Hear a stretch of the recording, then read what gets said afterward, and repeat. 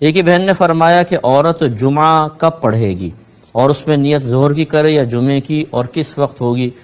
دیکھیں، عورتوں پر چونکہ جمعے میں حاضری واجب نہیں ہے تو وہ اپنے گھر میں نماز پڑھیں گی، اور ظہر کی نماز عورتوں پہ جمعہ فرض نہیں ہوتا، عورتیں اپنے گھر میں ظہر کی نماز پڑھیں گی، اور ان کے لیے افضل یہ ہے کہ مردوں کی جماعت کے اختتام کا انتظار کر لیں، اس کے بعد اپنے گھر میں ظہر کی نماز ادا کریں۔ لیکن اگر کوئی بہن انتظار نہیں کرتی، جیسی اذان ہوئی اور انہوں نے ظہر کی نماز پڑھ لی تو ان کے لیے شرعاً بالکل جائز ہے، لیکن جمعے کی نہیں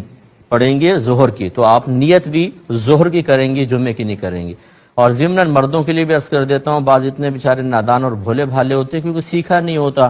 وہ جمعے کی نماز جب ادا کر رہے ہوتے ہیں مسجد میں تو وہ جو جمعہ ہے 2 رکعت فرض ہیں اس میں تو جمعے کی نیت کرتے ہیں، اور باقی سنن نوافل میں تمام میں ظہر کی نیت کرتے ہیں۔ حالانکہ یہ بالکل غلط ہے، حالانکہ صحیح یہ ہے کہ جب آپ جمعہ پڑھ رہے ہیں تو اس سے پہلے کی 4 سنتیں، پھر بعد کی 4 سنت، 2 سنت اور 2 نفل، سب میں جمعے کی نیت کرنی ہوگی۔ جس پر جمعہ فرض ہے اور وہ ادا کرنے آ چکا ہے وہ ظہر کی نیت نہیں کرے گا، جمعے کی کرے گا۔ کہتے ہیں کہ اسلامک بینک کے سیونگ اکاؤنٹ میں پیسہ رکھوا کے، جس کو مضاربہ اکاؤنٹ کا نام دیا جاتا ہے، نفع کمانا شرعاً صحیح ہے کہ نہیں؟ دیکھیں، اگر کوئی اسلامک بینک ایسا ہے کہ جس میں باقاعدہ کوئی مفتی صاحب شرعی ایڈوائزر کے طور پر موجود ہیں، اور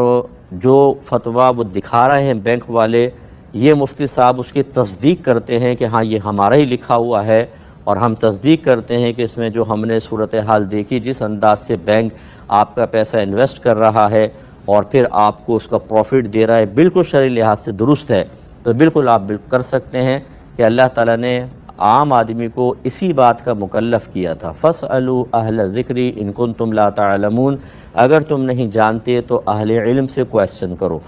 آپ نے کویسچن کر لیا، سوال کر لیا، جواب ان کی طرف سے مل گیا، تو یہ آپ کے لیے شرعی دلیل اور حجت ہے۔ اب آپ کی آخرت میں گرفت نہیں ہے۔ خدا نہ